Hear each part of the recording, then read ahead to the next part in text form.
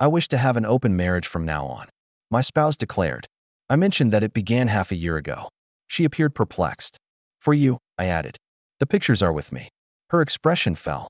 Before she could formally cheat, she had already been detected. "Hello, Reddit. I need to get this off my chest since I'm still digesting what happened 3 days ago. I thought my wife of 8 years was being shrewd when she requested an open marriage. She was unaware that I had been recording her affair for the previous 6 months. I dropped the hammer as she made her big news. This is how it all transpired. I work as a systems analyst for a mid-sized software company in Denver, and I'm 34 years old.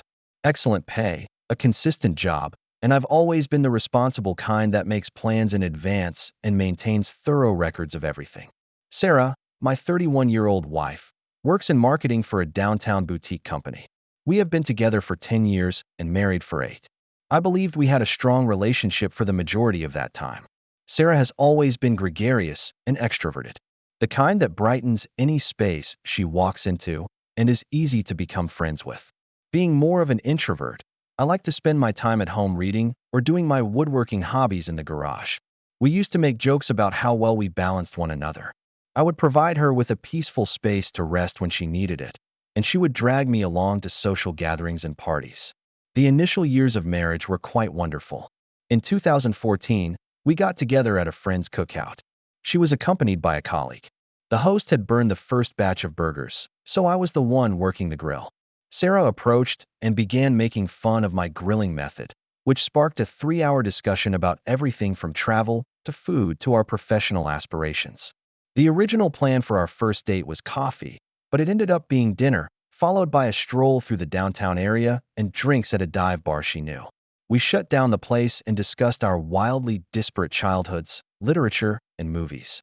She was raised by helicopter parents in the suburbs. Before I started high school, I learned how to service cars and manage a checkbook from my single father. After dating for 18 months, it felt natural for us to move in together.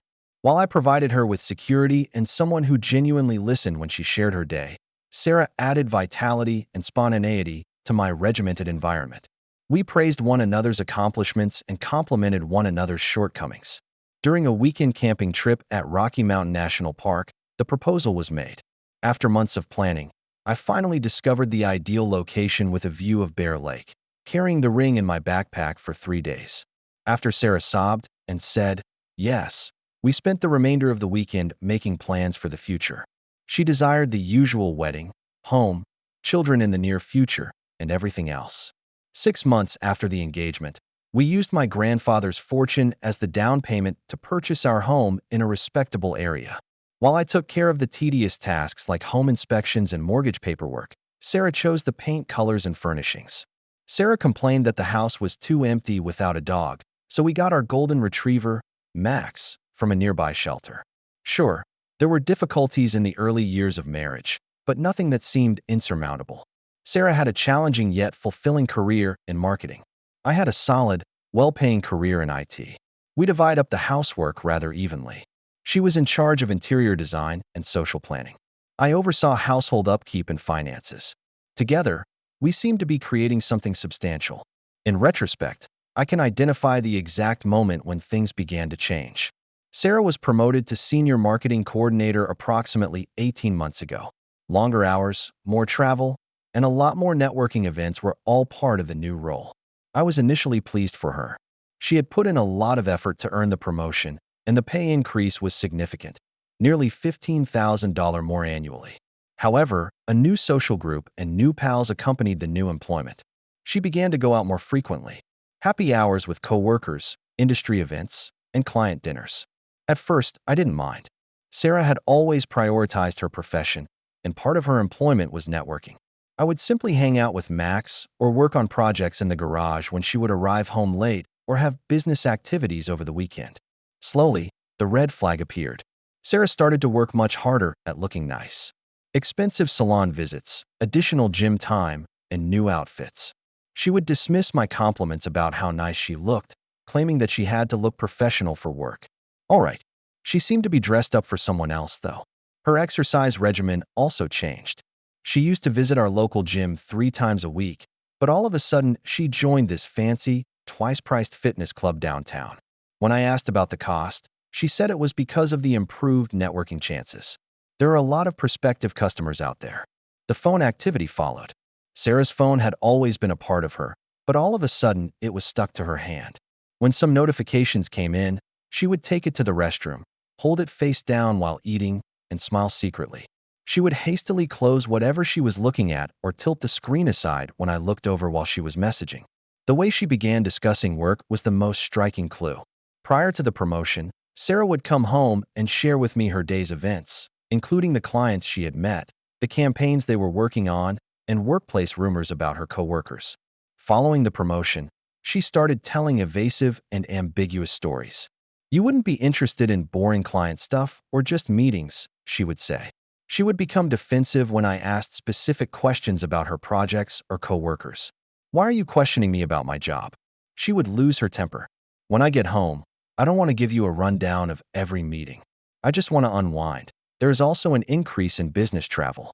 What started off as perhaps one trip every 3 months turned into monthly outings to different conferences and client engagements. She would spend 3 or 4 days away from home, always staying at upscale hotels and dining at pricey restaurants. Apparently, the corporation had a large trip budget. Her trip narratives began to seem inconsistent to me.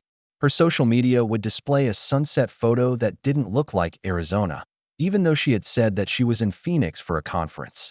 She would respond that she had shot the picture on a different vacation and simply posted it late when I questioned her about it. Though plausible, her explanation seemed staged in some way. My instincts ultimately overcame my want to trust my wife about 6 months ago. By nature, I pay close attention to details. I'm good at my job because of it. When data in a system doesn't match, I look into it till I figure out what's wrong. I recognize when things don't add up. Furthermore, Sarah's story was no longer credible. When I noticed a purchase from a Seattle restaurant on our shared credit card when she claimed to be in Portland for a marketing conference, it was the tipping point. She said she had traveled up to Seattle for a day to see a client when I questioned her about it, but she was unable to provide an explanation for using our personal card for a business dinner. She gave a defensive, meandering answer that was jam-packed with elements that didn't quite go together. When I checked a week later, there was no reimbursement deposit in our account.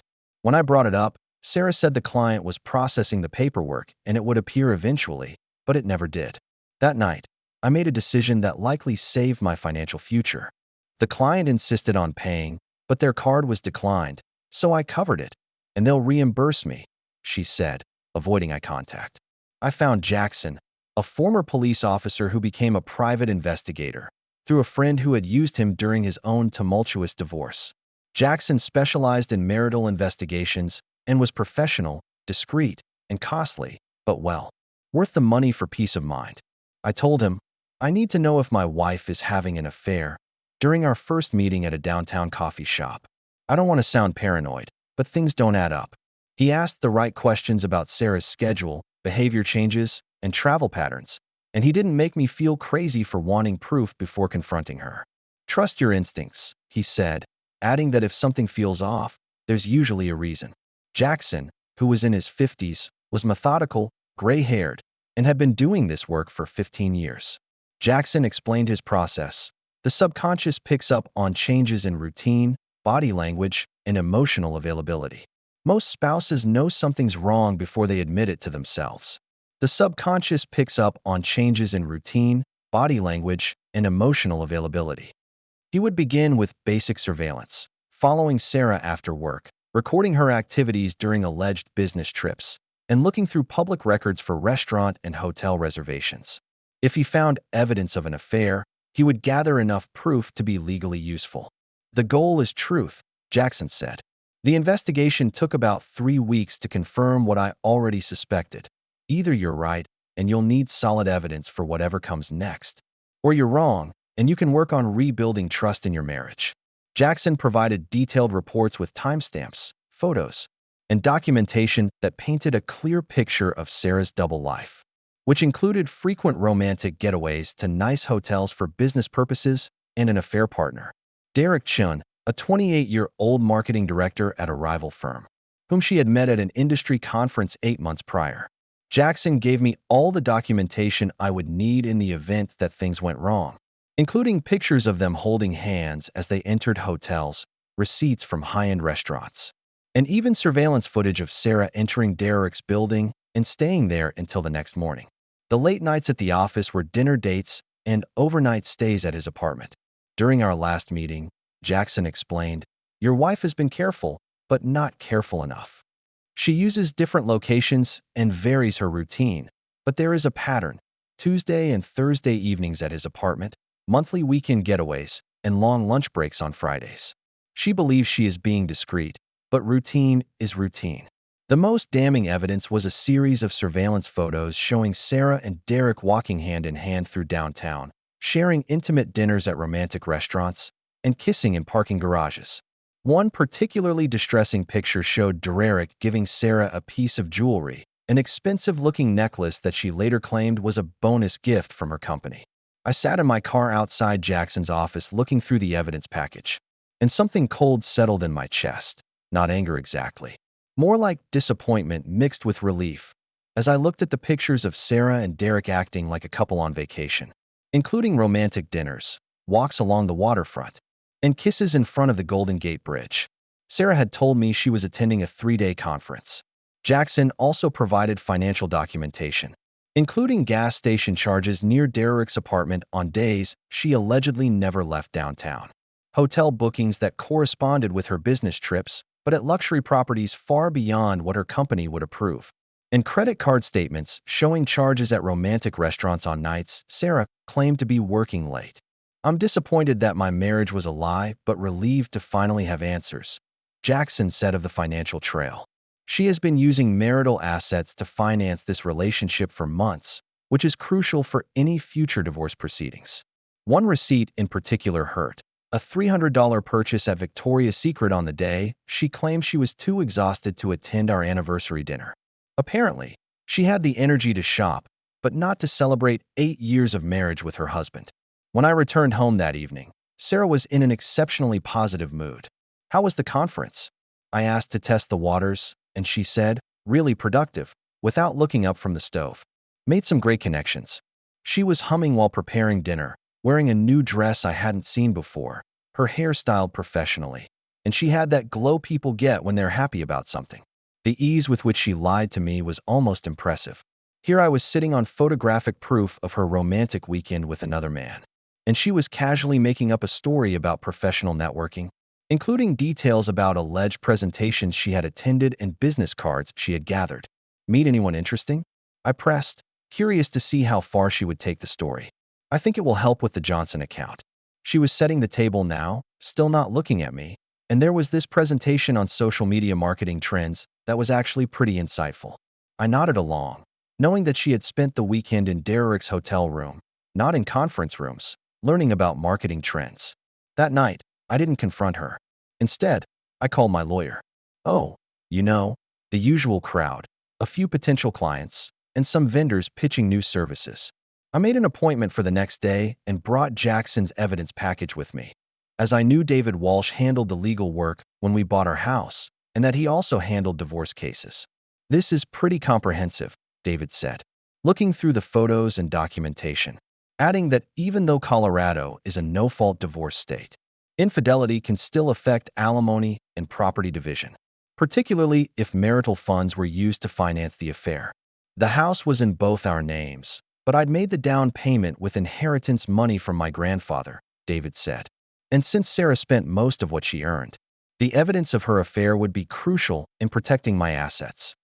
I'd recommend documenting any additional financial evidence," he said, explaining my options and helping me understand what to expect if Sarah filed for divorce.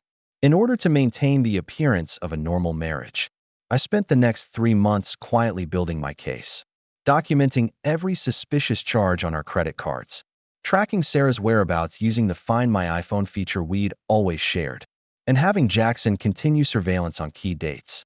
Hotel charges, restaurant bills, and gifts bought for the affair partner all demonstrate a pattern of using marital funds to support the relationship. The financial evidence was astounding. Sarah had spent over $8,000 of our money on her affair, including expensive dinners, hotel stays, gifts for Derek, and even a weekend spa package for the two of them.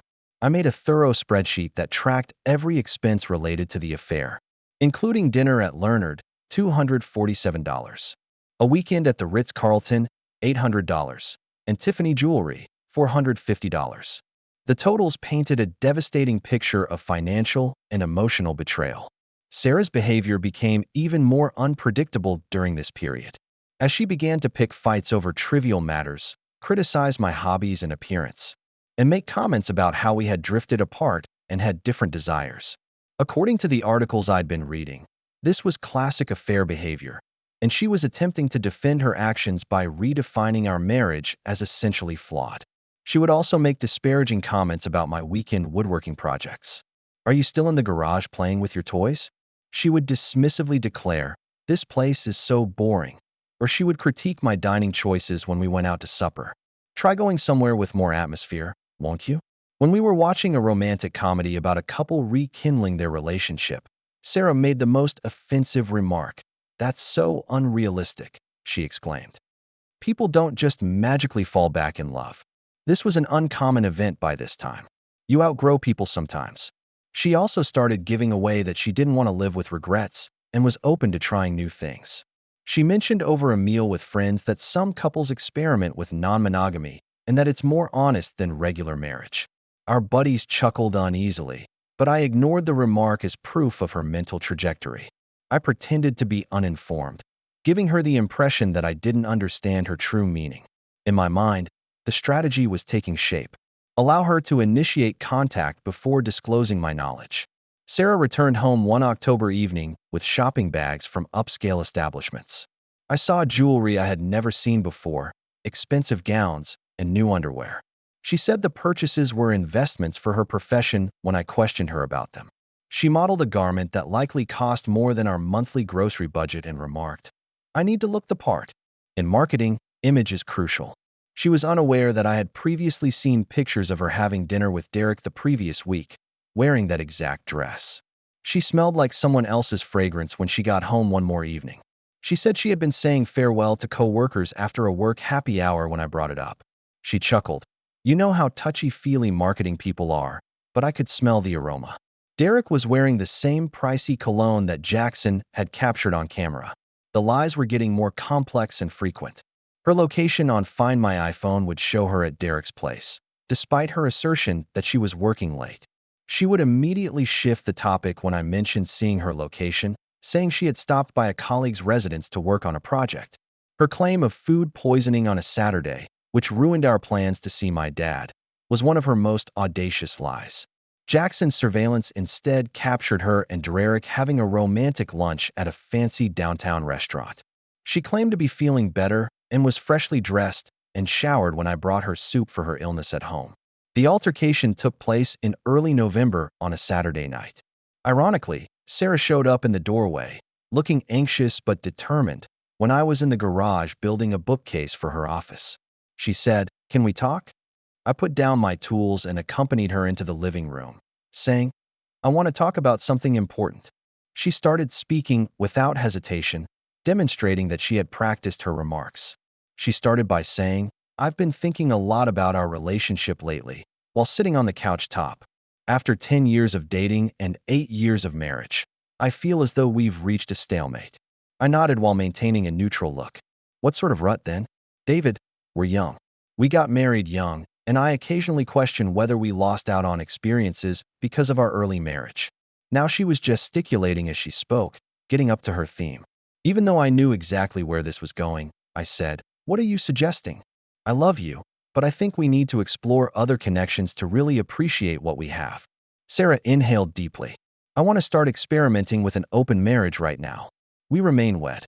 Although we are allowed to consider relationships with other individuals, we remain dedicated to one another as our primary partners. It was breathtakingly audacious. For 8 months, she had been having an affair. She now desired permission to make it official retroactively. Slowly, I reiterated, "An open marriage. Where do we both go on dates?" "That's right." She appeared relieved that I was thinking about it. Many couples are successful at it. By relieving the strain and expectations, it might even improve our connection. As she spoke, she leaned forward, her excitement growing. "Consider it. Wondering what might have happened would no longer be a concern for us. Without shame or concealment, We could investigate additional connections. It's incredibly modern and progressive. And you've given this careful thought? I inquired. Yes, she responded with assurance. I've been chatting to folks who have tried it and reading about it online. The fundamental idea is about freedom and honesty, but there are regulations, of course, like safe sex, emotional boundaries, and time limits on relationships. When someone who had been consistently deceiving me for months used the word honesty, I nearly burst out laughing. How would this actually operate?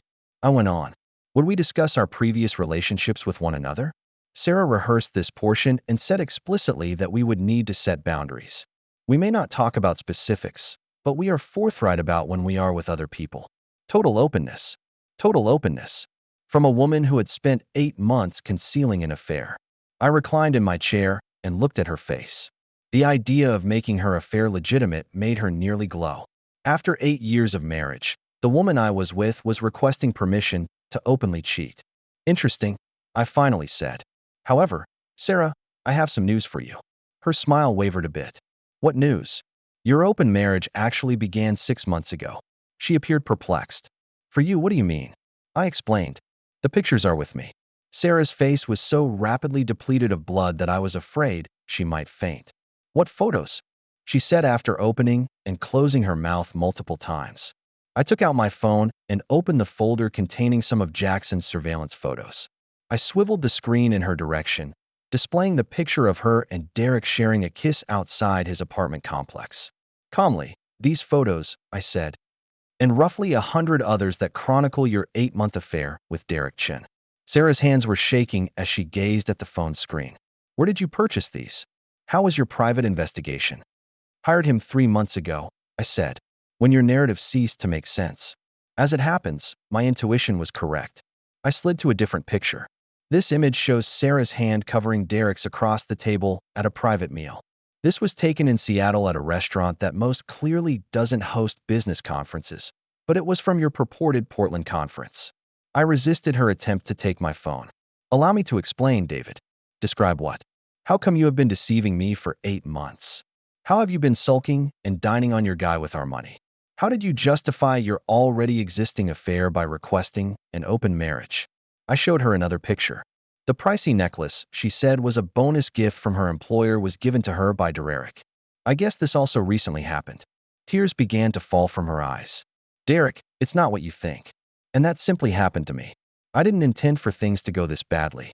I said again, it simply occurred. For 8 months, several times a week.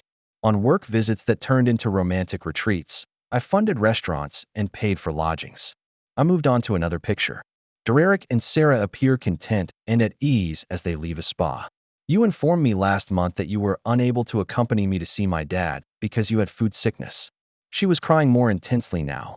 Her cheeks were streaked with makeup. I'm so sorry. I didn't know how, but I wanted to tell you. I recommended an open marriage for this reason. Perhaps we could resolve this jointly, I reasoned. Together, work through this. It nearly made me giggle. You mean you believed you could fool me into allowing you to continue cheating without feeling guilty?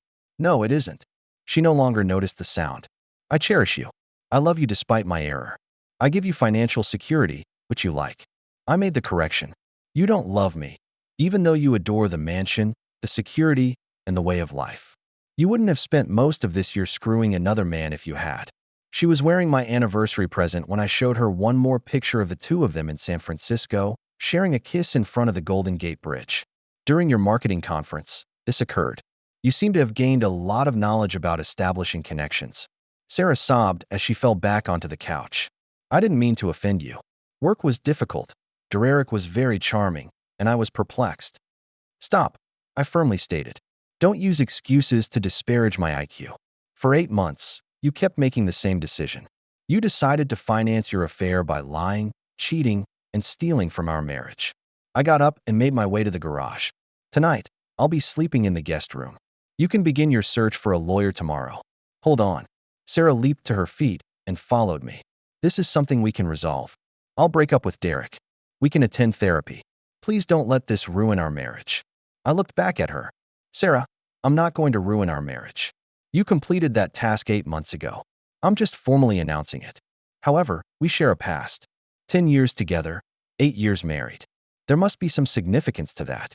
I said, it did count for something. It was significant enough for me to engage a private investigator rather than simply ignoring my suspicions. It was sufficient for me to collect proof rather than level charges. Pretending that something never occurred, however, is insufficient. When I woke up the following morning, Sarah was gone. The majority of her things were gone from the closet, and her automobile was not in the driveway. On the kitchen counter, she had placed a message. I went to think with my sisters. Don't do anything dramatic, please. We can resolve this. Max searched the house for her, as if perplexed by her disappearance. We both needed the movement and fresh air, so I took him for an extra long walk that morning. I made an urgent appointment with David Walsh over the phone. The moment has come for a divorce. As we reviewed the documents, David said, we're in a strong position given the evidence of infidelity and misuse of marital funds. When one spouse has spent marital assets through an affair, Colorado permits an unequal division of assets. The divorce petition was thorough. Since I had used inherited money to make the down payment on the house, I wanted to keep it, get back the money Sarah had spent on her affair, and avoid having to pay alimony because of her adultery. That Monday morning, David filed everything. Sarah's response was intense and quick. She begged me to change my mind over the phone while crying. She contacted me nonstop when I didn't respond, offering a variety of excuses, justifications, and threats. She said that Derek had been manipulating her, that the affair had no significance, and that she had been experiencing a midlife crisis. In an attempt to mediate, her sister also called. I'm devastated, Sarah said. She is aware of her error. However, 8 years of marriage ought to be worth something. Yes, it counts. It counts as 8 years of lies I'll never get back, I told her. Over the course of the week, the texts got more intense. She accused me of being too proud to forgive, of wrecking her life over a single mistake, and of being vengeful. She arrived at my office after I failed to reply to any of it. My assistant knocked on the door of the conference room while I was in a meeting. She whispered softly, "Your wife is here, and she's quite distressed." Several of my coworkers were staring at Sarah when I excused myself and discovered her in the lobby, mascara streaked and clearly upset. "We need to talk," she exclaimed loudly. "You're making a huge mistake." "Not here," I firmly stated. "This is where I work. I don't give a damn." Without even attempting to resolve the conflict, you filed for divorce. After 8 years of marriage, you simply discard it. Being conscious of the crowd we were attracting, I lowered my voice. "Come on, Sarah. Even you don't believe that." She began to cry again, but I could see the calculation behind her tears. "You threw it away when you started sleeping with Derek." "I'm just acknowledging reality. One mistake. I made one mistake, and you're destroying our entire life. One mistake that lasted 8 months and cost us thousands of dollars." She tried a different tactic when I didn't soften. "All right," she replied, standing up straight and wiping her eyes. "This was a performance meant to make me appear like the unreasonable one. But I'm not signing those papers. I'm getting my own lawyer, and we'll see what the court thinks about your little spy operation." "Your choice," I replied. "However, the evidence is self-evident." Melissa Torres, a divorce lawyer known for using forceful techniques, was hired by Sarah. Torres promptly submitted a counterpetition requesting half of everything, including our assets, the house, my retirement accounts, and $3,000 a month in spousal support. It was a stressful first settlement discussion. Torres maintained that Sarah should have received an equal share regardless of the affair and that the surveillance evidence was intrusive. She portrayed Sarah as the victim of her emotionally aloof spouse, who made her look for love elsewhere. According to Torres, my client made a mistake. In response, David provided proof of every dollar Sarah had spent on her affair. But that doesn't erase 8 years of building a life together.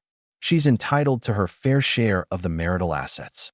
Bills from restaurants, hotel receipts, presents for Derek, and even spa services they had shared. The financial evidence was terrible. According to David, Mrs. Patterson spent more than $8,000 of the marital assets to pay for her extramarital affair. This was no passing error of judgment. Her affair partner benefited from the long-term deception that took resources away from the home. By claiming that $8,000 was a negligible portion of our total marital assets, Torres attempted to downplay the financial impact. David retorted by outlining the pattern of dishonesty, the phony business trips, the fabrications about working late, and the repeated betrayal of confidence. After an hour of reviewing our information, the mediator suggested that Sarah's team might want to reevaluate their requests. Torres requested a break so she could have a private conversation with her client. Torres had another offer when they got back. Sarah would agree to a reduced settlement if the specifics of the affair were kept confidential.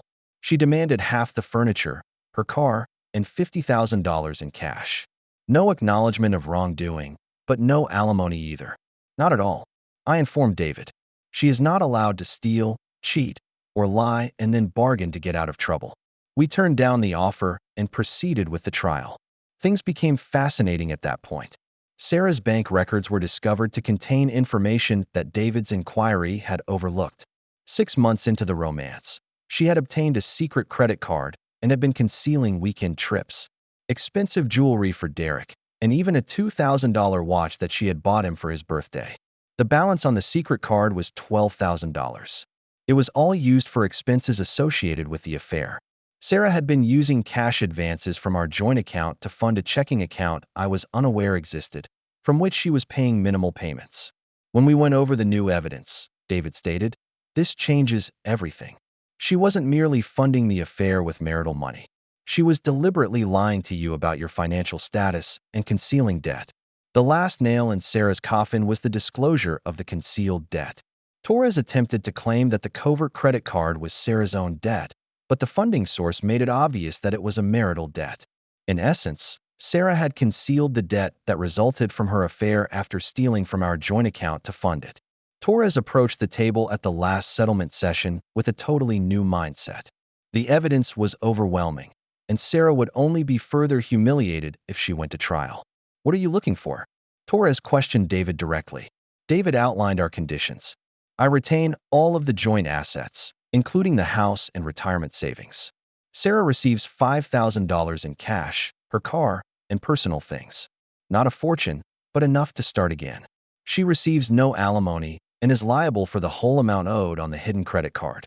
Torres complained, that's hardly fair. After 8 years of marriage, she is leaving with essentially nothing. She is taking more than she is entitled to.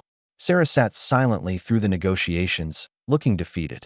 David responded, the evidence shows systematic deception, financial fraud, and misuse of marital assets. My client is being generous by not seeking reimbursement for the affair-related expenses.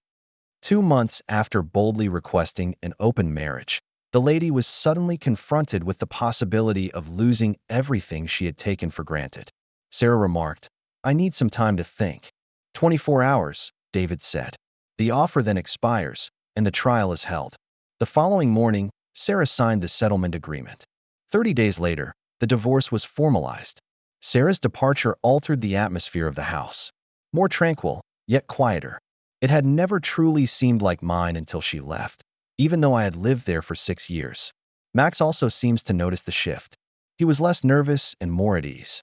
During the first few weeks, I just got used to living alone once more, cooking for myself, making decisions without seeking advice from others, and returning home to a house that was exactly how I had left it. It wasn't terrible, but it was odd. After the divorce was finalized, Sarah tried to get in touch with me a few times. She apologized for everything in a lengthy email and asked if we could try to become friends. Without replying, I removed it. On my birthday, she called and left a voicemail wishing me well and expressing her longing for me. Her number was blocked by me. I was informed by mutual friends that she and Derek's relationship did not endure the divorce. Evidently, he had no interest in dating someone who was in debt and had lost her financial security. Sarah accepted a lower-paying position at a smaller company and returned to live with her parents. I don't regret the outcome of the situation. I reacted appropriately to Sarah's decisions. She desired to maintain the stability of marriage while pursuing other relationships, so she could have it both ways. When it didn't work, she attempted to control the circumstances to reduce her losses. The last insult was the open discussion about marriage. She wanted me to accept her behavior in retrospect after she had already cheated on me for 8 months. I'm still in awe of Derek's boldness for requesting permission to continue cheating while feigning that it was to improve our relationship. I met Derek at a downtown coffee shop 6 months after the divorce. They appeared to be on a first date, and he was with another woman. He had the grace to look ashamed when he saw me. He spoke, David, clumsily. How are you doing? I asked honestly. Better than ever, I said. He muttered something about staying busy and swiftly returned his attention to his date.